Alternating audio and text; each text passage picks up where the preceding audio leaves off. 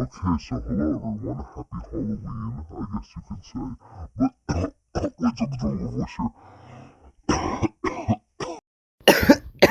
voice Oh, okay. All right, I think that's much better. Well, yeah, hello guys. Happy Halloween. Today we are going to wrap up the Halloween season with a pretty ironic movie. Today we are going to be covering, drumroll please, the 2018 film Halloween. Yes, not the original. I wanted to do the 2018 one, and then maybe I will do the original one next year with me covering all of them. But yes, this is the 2018 horror film that is based on characters made by John Carpenter, and this one is the Blumhouse Halloween trilogy. So these were made by David Gordon Green, I believe, if I'm not mistaken. But yeah, these three Halloween movies, pretty much. Now the Halloween timeline is a little weird, so I'll try to explain this properly, at least for the sake of this movie. So pretty much we have the original Halloween film. I'm trying to remember which year that movie came out, and I know I'll get corrected in the comments on that one. But we have the original Halloween film, and then it skips all the other sequels because there's after Halloween 1, there's a bunch of random sequels. There's a few Rob Zombie movies, but yeah, it skips all those and it comes straight to this one. So this timeline technically is just the first movie, and then this, and then this also has two other movies. Those being Halloween Kills, which came out in 2021, and Halloween Ends, which was a little bit more decisive of a movie that came out in 2022. But yeah, this movie is a slasher about pretty much plot synopsis. I'm trying to think how many years it is after the original one. But after so long, Laurie Strode has almost become paranoid of Michael Myers and his return. So she has been preparing for years now for him to come back. And when Michael Myers does eventually come back and starts to threaten her family, events go down around the town and pretty much chaos ensues. And you do see a lot more of that chaos in the next movie, which is Halloween Kills, which who knows, I will probably cover that next time October rolls around, or maybe I'll get to it early. I think next year I'll start doing Halloween on this channel early so I can start covering more horror movies, or maybe I'll just do them normally, who knows. But yes, this movie is rated R, and this one's definitely a slasher. This one is a slasher with a few psychological elements, because you kind of see through parts of the movie how Laurie Strode is viewing all of this and her trauma with the character. And you do see little elements of how Michael Myers has affected the town with other characters. Like there's a babysitter, and there's like a whole babysitter dynamic with one of the characters. I believe her name was Rickey, and Julian, the kid that they're babysitting. And pretty much what that is that they're having scenes, and other characters are having scenes where they're pretty much just talking about the effect Michael Myers has on the town, or the idea of Michael Myers. And I kind of like that idea that Michael Myers, being this prolific killer, stalking this town for how many years, has had this big of an influence. And it definitely is better shown in the other two films, more specifically Halloween Ends, but that one was a little bit more decisive, so we'll save that for next time. But yeah, and then this movie, it's just got so much to unpack. And I remember I watched this on Halloween, which was kind of funny, because I'm like, oh yeah, I'll watch this on Halloween.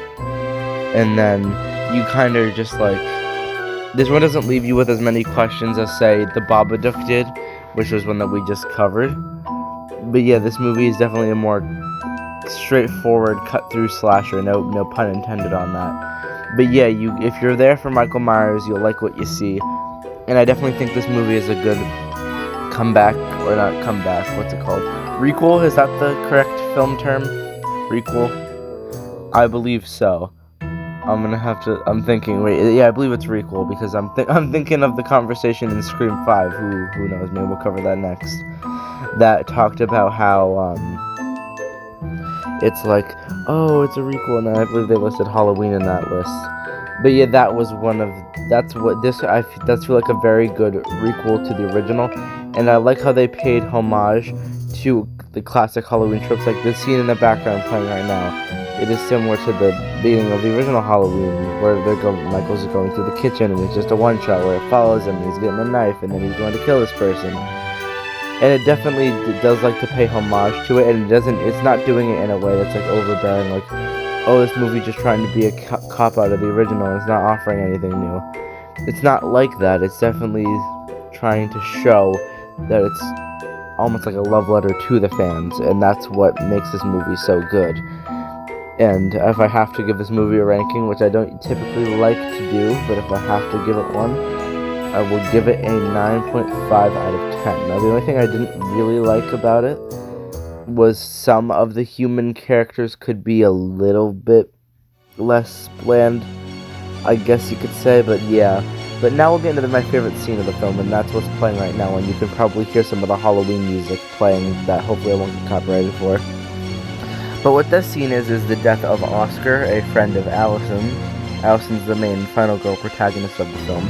But in this scene, Oscar is sitting in a yard alone by himself, and he thinks that the person triggering some motion lights is a neighbor. But obviously, this being a slasher film, you know it's not the neighbor. And what ends up happening is this kid's just sitting here, like I guess high school you could say. As these motion lights are going off, he starts to slowly but surely realize that this isn't him, like his neighbor. I can't remember what his name is, but before he realizes it, it's almost pretty much too late. As you see him right there, the lights are gonna go out, and then boop, and silence for a few seconds. And then Michael Myers appears. Yep, and then it just kicks off this quick little short chase scene, which you can almost like, it's really like almost sad too, because my voice is cracking up. You hear the guy like screaming for his life, and Allison just thinks she's just messing around with him. But then, obviously, he's not, and then he just gets stabbed. Oh, sorry. My throat's a little sore. That's why I was like, okay, I better get this recorded quick because my throat is not doing it today. Yeah, that is my favorite kill of the movie. Or not favorite kill. Well, I guess I could count as favorite kill and favorite scene of the film. But yeah, I think that will have to wrap that up for the Halloween 2018 film review. I hope you guys enjoyed. And I will see you guys in the next one. And I will just leave this clip of the footage playing in the background. And I think after this, I will take a short break from the film reviews, because I want to start doing Minecraft like I did promise you guys. So until then, I hope you enjoyed, and I'll see you in the next one. Bye-bye, and happy Halloween.